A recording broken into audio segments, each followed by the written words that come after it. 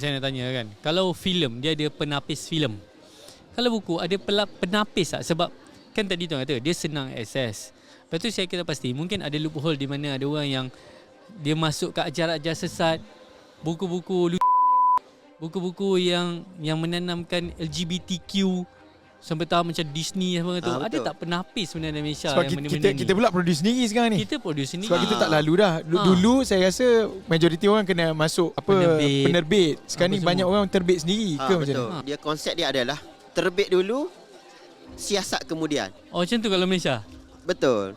Sebab kita ada KDN, Kementerian Dalam Negeri, yang kita tertakluk kepada Akta Mesin Cetak.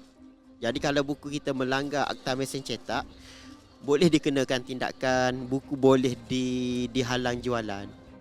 Dan kita ada juga badan agama yang memantau. Kalau buku kita pasal ajaran sesat, badan agama pun ada akta untuk menguatkuasakan, untuk rampas ataupun menghalang jualan.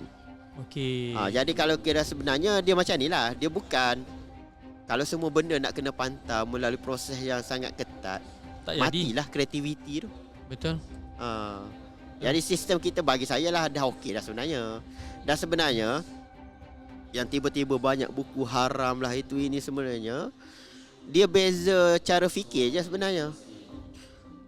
Orang yang ahli sunnah pergi haramkan buku Wahabi, orang Wahabi pergi haramkan buku ahli sunnah.